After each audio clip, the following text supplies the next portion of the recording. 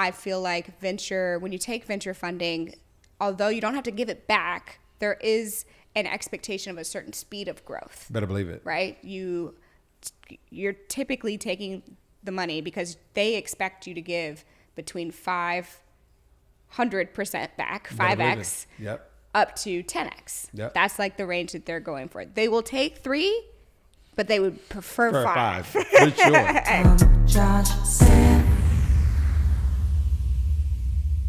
Welcome to the I'm Josh Saying podcast. And man, it's been interesting. We're having some dope conversations for the last 2 weeks, but I have a living legend. I would say a living legend in the building today. A lot of you all requested that I interview this young lady. I say she is the millennial Oprah Winfrey. Okay. That's what I say. Like, man, like when it comes to like being a boss, and so many young entrepreneurs look up to her, and I'm so excited to invite her to the I'm Josh Saying universe. I have Morgan DeBaun. Am I saying that right? Yes, you are. Come on, Morgan DeBaun. Well, welcome. Thank you for having me. Yeah, so, you know, when you announced that you was coming to Nashville, I think Nashville just set on fire. Like, everybody was sharing it, like going crazy, like, yo, this big time LA entrepreneur is moving to Nashville. Yeah. Like, why is she coming Stock's to Nashville? Going up. Yeah. Like, so yeah, I really want to dive into your story, how you got into Blavity, how you started Blavity, but let's start from the beginning. Like, who is Morgan? I mean, ask my therapist. That's a very deep question. Who am I? Right. A little bit about me. I'm from St. Louis, born and raised. Came up in a really super duper black house. Yeah. You know, my parents went to Howard. My dad's at Q. Went to school at WashU. Started Blavity with my co-founders, my friends from college, Jeff, Jonathan, and Aaron. And then moved out to Silicon Valley straight after undergrad and had a complete culture shock because I'd been surrounded by tribe my whole life. Yeah. So, you know, I was very insulated in terms of my upbringing. And so it was definitely a jarring experience to be like the only black person in sets of thousands and thousands of people on like a company headquarters. Yeah. So that was kind of the beginning of feeling like there's something missing. There's something that I need to change or be a part of or make an impact on. You know, not that I knew exactly what that meant at the time. I was 24, you know, when I started Blavity, but that's a little bit about how I got to where I am today. You know, It's like starting off in a really comfortable community where I felt seen, I felt heard, surrounded by people I care about, surrounded by blackness in St. Louis where I grew up. Leaving, going to Silicon Valley, and being like, where am I? Yeah, and we're not going to jump because I don't want you to jump. Okay, I won't jump. Before Blavity, okay? Before Blavity, yes. Before, you know, like, what were you doing before Blavity? So we're in college. So just let's paint the scene. We're in college. You know, what was you studying? I didn't really go to class, but I studied, my major is political science. Political science. And a double minor in entrepreneurship and education. Okay, got you. So in college, was you working anywhere? I was a student group person. So I was student body president, class president, sat on the board of trustees. I had my first campus job or like college job when I worked at a ed tech startup in St. Louis. Okay. And that was my junior year. Got you. So, all right, we have, you know, in college. And now, did the entrepreneurial bug just jump in college, or was you already kind of like selling candy as a kid? And yeah, I'm a hustler. Okay. I was a hustler all the way through. I mean, I feel like I gave my brother loans on napkins. Like, all right, he needed like a loan so he could buy the newest Grand Theft Auto, but he didn't have enough money saved in his allowance. So I'm like, bet, I'm going to give you this amount, but I get to play the game.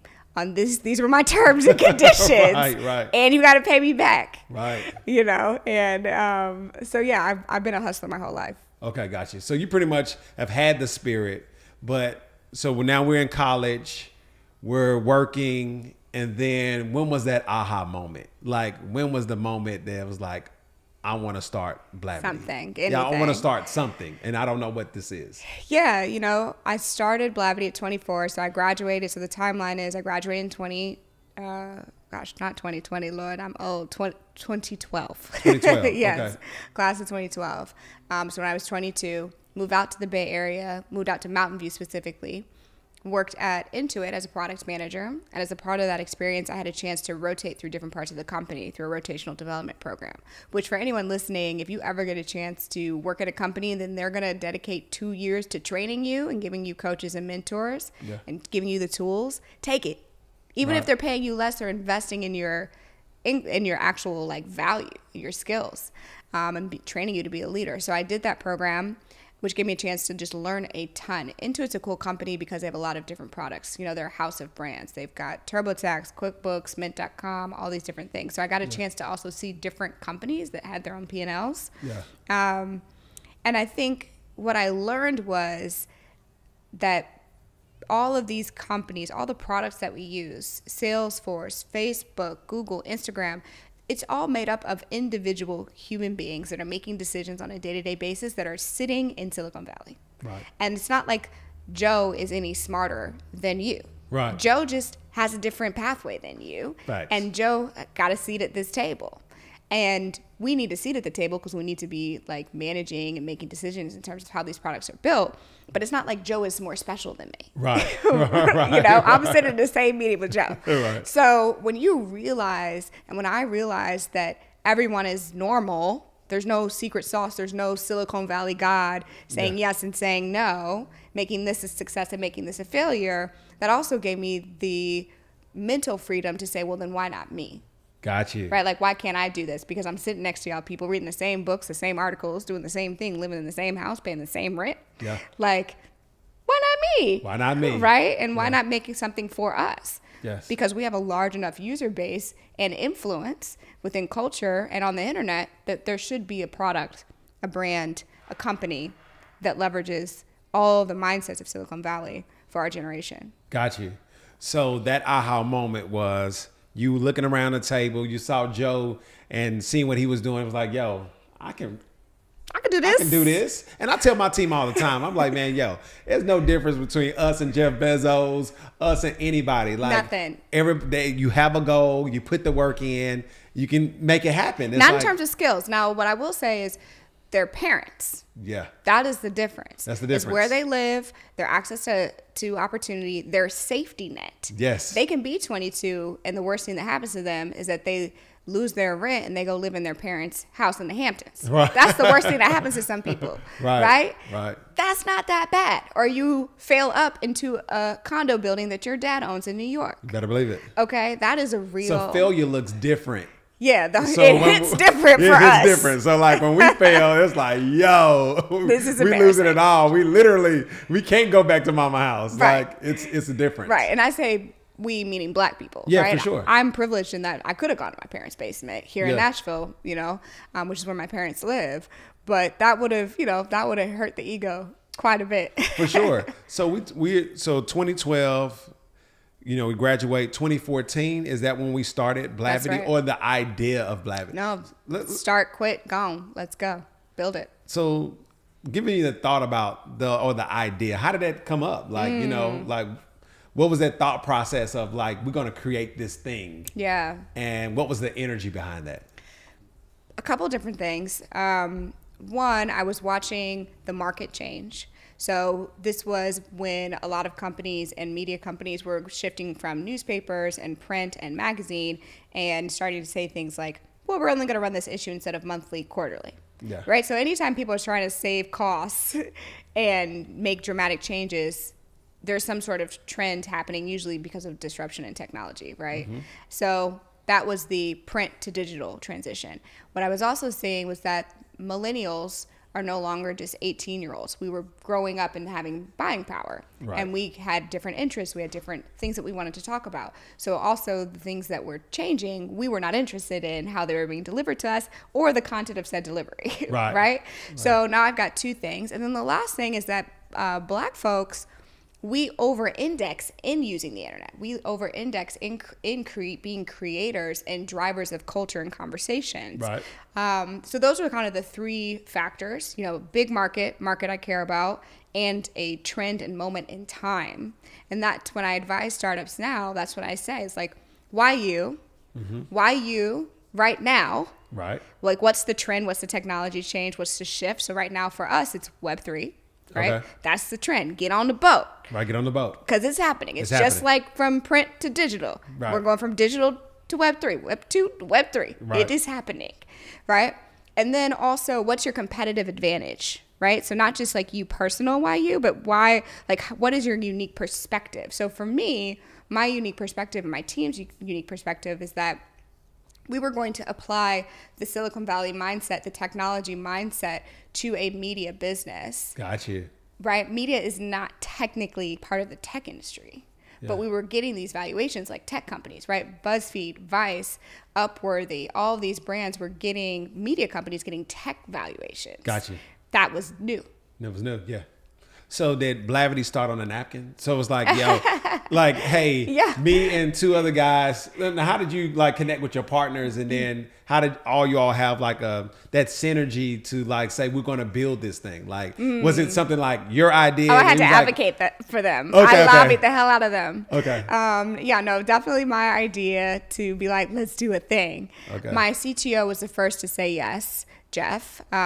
Jeff was a engineer at Palantir at the time, which is like one of the biggest tech companies in the world that nobody's heard of. And then he eventually went to MailChimp. But Jeff and I had always been tinkering on things. We would meet up after work. They had free food at Palantir, so I would go there. But so we would meet up after work and just sit and just jam. So we had a few different ideas. And this was the one that we felt the most passionate about. We had a lot of ideas that were not tied to us as users. They were just problems we thought we could solve. But we wanted to do something we were passionate about. So that was the first person. My co-founder, Aaron, was at Bain at the time in New York, management consulting. Aaron's one of the smartest people you'll ever meet. He's so smart. So I would always be like, hey, Aaron, what do you think about this? Hey, Aaron, what do you think about this? You know, trying to get him just to like buy in a little bit.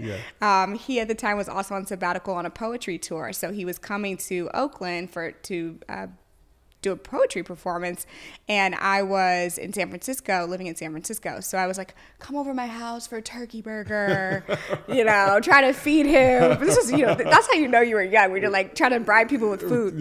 Come over to the house for the turkey burger. And I was like, okay, so I'm thinking about this, you know. And so he was like, all right, I'm in. I'm going to commit, you know, a certain amount of time per week, per month to Blavity. And then the last person was Jonathan, who worked at LinkedIn at the time.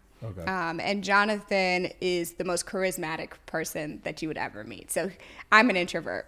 So I knew that I was not going to be a charismatic leader, at least in the beginning stages, that I was going to be like the builder and the visionary behind the scenes. So we needed somebody who was going to be like in the streets with the people, running around, going to all the meetups, rallying the team. I was like, that's you. Like, what's good, you know? So that's the key with building a team, and what was important to me was people who are very different than me coming together. But we all have that trust built up because we went to college together. So we already had a foundation of like values and decision making and things because we were already similar enough that we had a shared experience in college. But then it was, okay, who's going to quit their job? You know, and who's going to pay for everything? So, you know, my bank account was the company's bank account for about a year, 2 years. I was the first to quit my job, you know. And then slowly as I raised venture funding, everybody was able to, you know, get a salary and come on full time. So let's talk about that venture funding thing, because I think you said, I don't know if it was history, whether you was like the very first woman to raise. Oh no, but one of maybe a couple hundred. It's not a lot of you all that are able no. to raise over $1 million in venture funds. But at what moment did you was like, okay, we're going to stop bootstrapping and I'm going to go out here and raise money for this big idea? I really didn't want to raise venture funding. If I can be honest with you, I was very much against it. And I still generally am for most people. Even my company, I mean, I haven't raised venture funding since 2018, right? I haven't taken on any more like public rounds. Gotcha.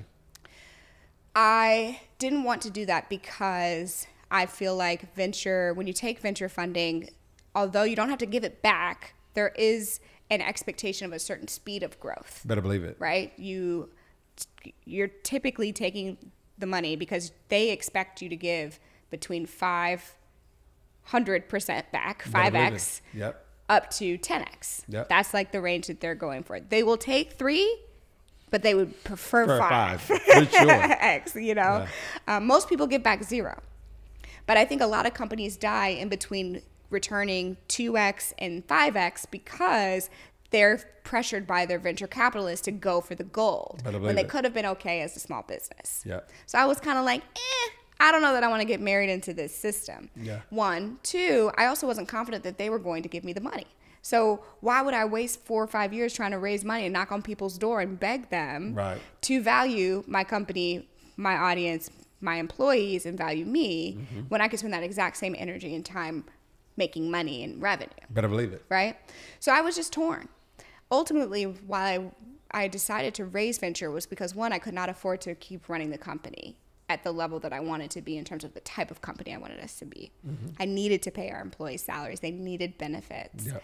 We needed servers, right? Yep. Just stuff gets expensive as you get bigger. Better believe it. And cash flow, when you're in an advertising business, you know, you have to have some working capital to be able to make the things that you've sold. Better believe it. Because they don't pay you. They do not pay net you. 90. Net 90, you know what I'm saying? net 120. When you work with these big companies, they start talking about some net, what? Right. Excuse me, what? Right. You know? Well, where's that money coming from? I don't have a trust fund, right? So venture was a way for me to be able to have some working capital, invest in the employees up front, take some risk. Yeah. And the key was knowing when to stop and to not keep on the rat race of venture. Gotcha. Right? Use it to get to the next level, make the company profitable, and get off the rat race. So let's really talk about the rise of Blavity, because it was just like, yo, it just came out. I can't say it came out of nowhere. 7 years is not nowhere. I know 7 years is not nowhere, but it just like took off. Yeah. So what was the catapult to really, everybody's building our audience is mostly entrepreneurs. They're building businesses. But like, what was that moment where you was like, oh shit, we got something? It's a thing. What was that moment of I think it took me a long time. I think people saw it before I did. Okay. Because I was still very in the weeds. In the weeds. Nobody knows who I am. Yeah. Like, I'm sitting in my apartment, which is now also the office. I moved from San Francisco to LA for our first office. And my apartment was on one side and the office was on the other. So I was literally like A to B every day. Like, I'm not out in the streets of LA. I'm not getting cute. I don't have a stylist. You know, we're talking Afro Glasses Morgan. Right. Right. And I was just in the mud for a couple years. So I don't think I had a understanding of the public perception of me until I started getting like speaking requests. I'm like, what do y'all want me to talk about? Like, I'm not done yet. We're not done, right?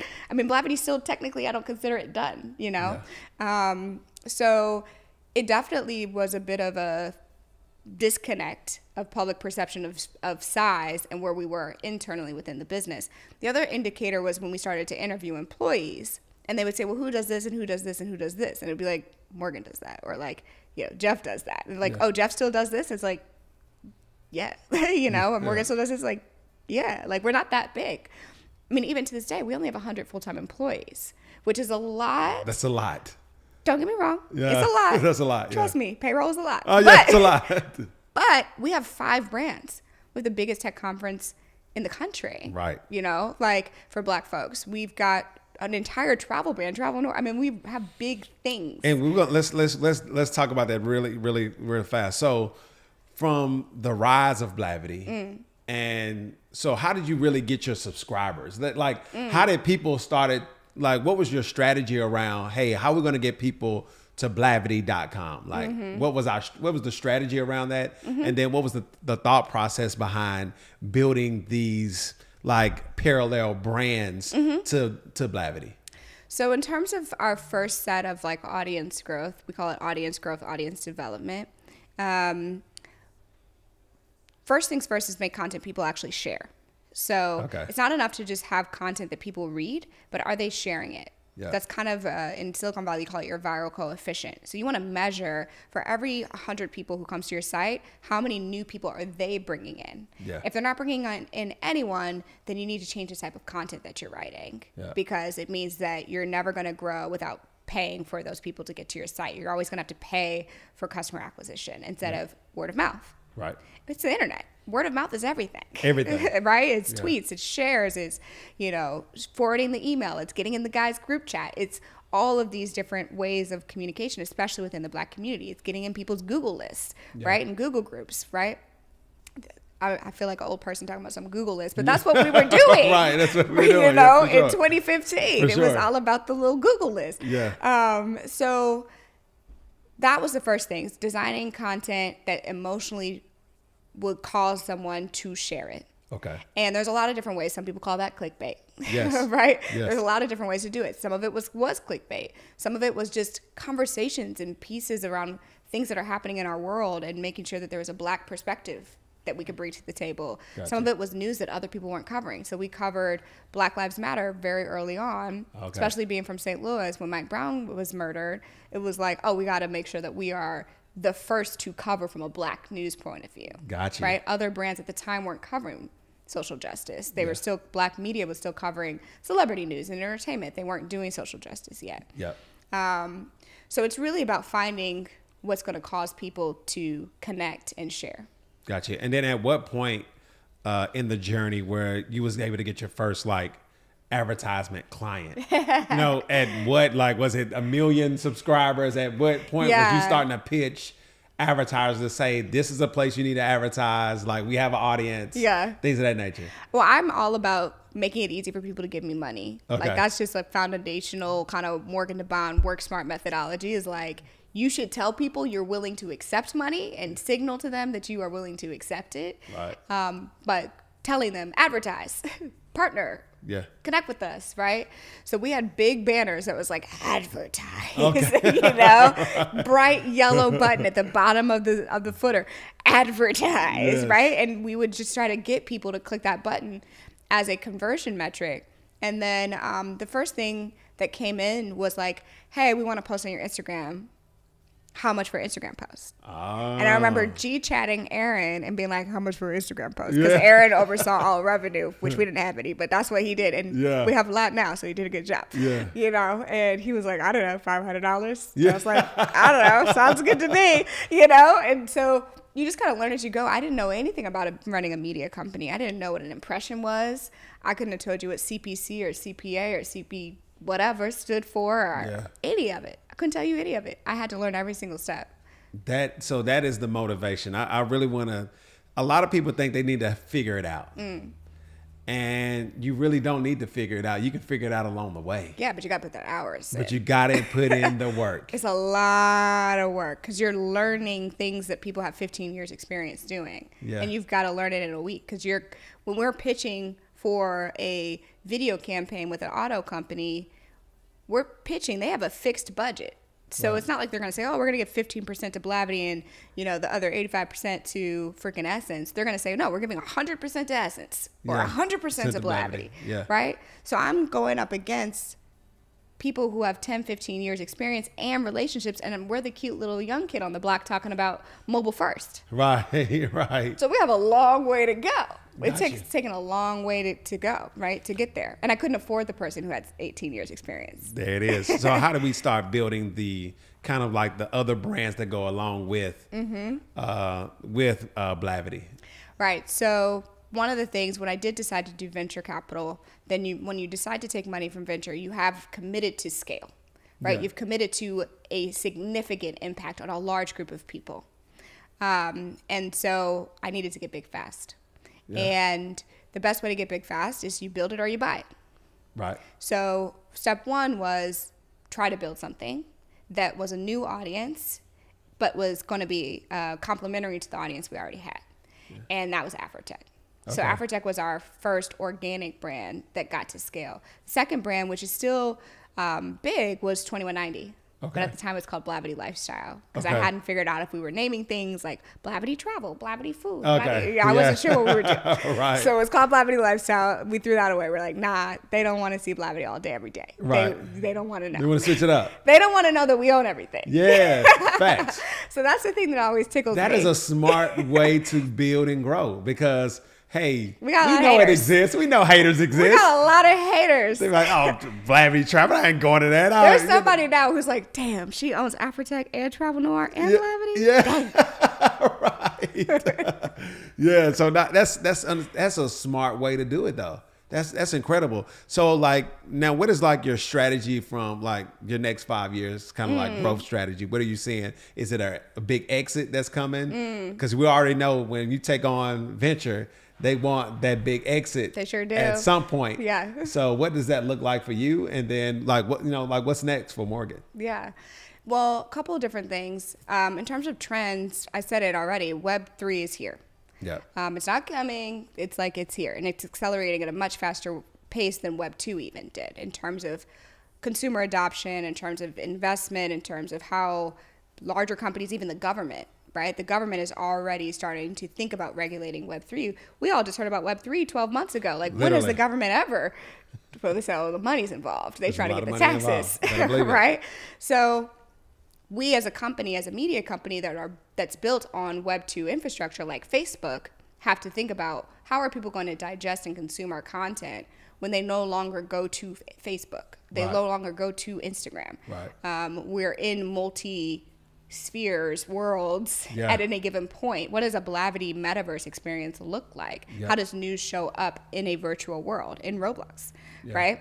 So we're in a whole mind mapping. I don't have the answers. Okay, no, but it's happening. Right. We can see our Facebook distribution traffic go down. Okay. We can see on a quarterly basis dropping at a faster rate than you would expect. Wow. It's just the world. It's just the world. It's shifting. I'm not blind to it. And so we're actively working on all the different things. So the thing that is in my control that we have a strength in is intellectual property. Yeah. Our brands mean something, right? When you think about Afrotech, you think of a type of person. Right. You think of a community.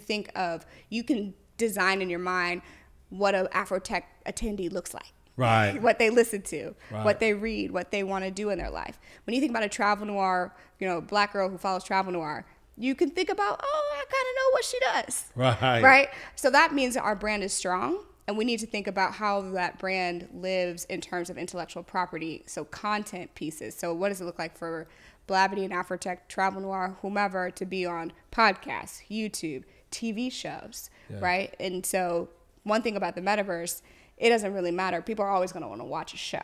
Right. Right? People are always going to want to be entertained. Yep. So we're focusing more on our intellectual property and building that up as well. So let's talk about CEO Spring Break. Like, I feel like you come up with all the dope ideas, man. Like, yo, I saw that and I was like, dang, I ain't think of that. But it's super dope. And like, how did you come up with that? And then what can people expect from that experience? Yeah. CEO Spring Break is a 2-day retreat here in Nashville, where we're just all going to come together, CEOs, operators of businesses, entrepreneurs, creators who are building their own media empires can come together to talk about that next level of business, right? Not the startup phase, not the I'm just getting started phase, but the, oh my God, my tax bill is big phase. Better believe it. Right? And like, where am I putting my assets? Yep. How am I getting to the next level? I'm feeling tired. I'm over this. I've been doing this for 10 years. Yep. Am I supposed to do this forever? How do I get off the rat race, right? So I wanted to bring people together because that's how I was feeling 2-3 years ago. Yeah. And I had to figure it out on my own. And whenever I feel that level of tension and that dip in my energy or friction, then I know that there's something that needs to be solved. Gotcha. And if I'm feeling it, somebody else is probably feeling it. Better believe it. Yeah. The other thing is that for CEO Spring Break, it's a curated group of people from all over. So I felt like I was successful at building Afrotech to be a curated experience for Black people in tech, people who wanted to advance, whether in their professional career, at the board level, or as a founder or a VC. I've created that. I feel like that's successful. If I went away and Afrotech stayed, it would exist in perpetuity. Yeah. Right? Like, it's fine. Right? Right. I don't feel like I have successfully created enough spaces for Black entrepreneurs and operators and people who are building legitimate wealth and ownership of our own things. Right. And so that is a part of my personal purpose in terms of how I'm living my life. Yep. So I wanted to just get started. It won't be perfect. No, it's never. It doesn't have to be perfect. It's just like the intentionality of really creating spaces for Black entrepreneurs, because we don't have the conversation. That is our problem. We stay small because we don't share the information. Well, and it's hard though, because if you're in, depending on what city you're in, you may be the most senior level, most successful entrepreneur in your immediate tribe. So then who do you talk to? And you've been so busy fucking building your business. Like, you didn't make friends with the random person over there. They don't want to talk to you. They don't know you either. You're not going to tell them your numbers, your fears, what you cry about. You're not going to tell them that, you know? So my hope is that by creating, that's also why we call it CEO Spring Break and why it's designed around a camp experience. Because if you remember when you were a kid and you went to summer camp, you know, you could, all of a sudden you transformed into some other identity for that period of time that you were at camp. Whether it's because you adopted a new name, you know, a camp name, whether that's because you got to wear your hair crazy and have pajama day in the middle of the day, like whatever, you had activities. I want people to go and have 2 days where they're just like, just feel free. You know, just feel free, just relax. And like, we're going to get to vulnerability really quick. One thing about my career is I've learned how to design experiences that make people come together quickly. Right? So it's designed with kind of the best of experiential design to get to that vulnerability so that we can have a really meaningful 2 days together. That is awesome. And the last thing I want to talk about is think about the aspiring entrepreneur, the young lady that's thinking about starting a business or in the game. Like, what type of advice would you give to that young lady on growing a business, to scaling a business, to raising money? Like what, like, cause you know, you are setting the trend. They say we set the trend. You're setting the trend when it comes to young CEO bosses, like really doing it on another level. Like these millennials are like on a whole nother level because y'all came up in the information age. Okay. We had like a lot of stuff. Like we came up, we didn't come up on Google. You know what I'm saying? We came up on AOL and we had to dial up. And it took a long time for it to, you know, speed up. You know what I'm saying? Like that's what we came up on. Right. But I think y'all came up in the information age where it accelerated your growth a lot faster. Then it took us 10 years to figure it out. Then we got the information. Then now it's another 10 years to scale. So like, how would you inspire, or what would you tell the aspiring young lady that's looking to boss up? Well, she's going to boss up faster than I did for that exact same reason. You know, if you're 24 right now, you've had access to watch of me and a My Leak and a whomever. There was nobody for me to watch. First of all, we didn't have Instagram. So where am I going to watch you? I had Issa Rae. That was maybe the person I could watch, but she was still doing the web series at the time. That was like, wow, a Black girl is like making this content straight out of Stanford. So I think they're already leaps and bounds ahead of me and us. And that's beautiful. So my advice is don't try to match what we're doing, actually, because it's not going to work for you. And you have an advantage, which is your youth. And the fact that you grew up with what we have now learned in our 20s and 30s. So you're already more advanced. So you have to chart your own pathway and to, again, go back to the basics of what are you uniquely qualified to do? What are the trends happening in the world that is uniquely for your generation at this moment of time? And then what is your competitive advantage? You know, and then you got to do the work. You got to do the work. You got to do the work. Don't stunt for the gram. Don't make a TikTok about it. Just do the work. Do the work. We are in the, I always say this, we are in the announcement. We're in the announcement. I hate LinkedIn for that. You know what I'm saying? It's like, you know, we announce it, but then like you never hear anything else. There's like the grand opening, grand closing. There's a whole lot of that because we get caught up in the likes and clicks. But then we don't know. You got to really go do the work. I call it a wantrepreneur. People who want to be an entrepreneur more than they actually want to do the job. The work. You know what I'm saying? They want the title. Yes. They want the title of the founder. They want the title of CEO. They want all these titles so that they can run around with their ego. But what do you have underneath? If I take your title away, are people really going to think of you as an entrepreneur? Do you have value? Have you created value that people are transacting for? You know, so, you know, I could go on and on. No. And that's so important. But thank you so very much for your time. Thank you for sharing your story. I think it's very motivational how you built. Like, have you done how you built this? I have. Okay, like that is like my jam. I really love those. I was on series. the like resilience series because it was during COVID, so I got to get on the big boy series. Okay, got you. But yeah, like I think your story is like so much motivation on really taking a company and taking it to scale on a level of now you're in the likes of the Oprah Winfrey's of the world of building Not the quite, you but I know hear you. I mean I'm saying like you're building that type of brand where it's that type of brand awareness and that type of energy around you that I think that's the lane that you're going to be running in. So accept that. That's the lane that I see you running in because you have that type of influence on this generation of entrepreneurs coming up. So thank you so very much. Thank you. Take those flowers, run with them, you know. I will But receive that. Yes. Thank you so very much for being on the show. And make sure y'all like, subscribe to the I'm Josh Saying podcast. Make sure you go to YouTube and subscribe. Hit that bell button. We have the I'm Josh Saying Real Estate Edition where I'm showing you some real estate investing stuff, as well as we have some dope podcast interviews as well. So thank y'all so very much. God bless.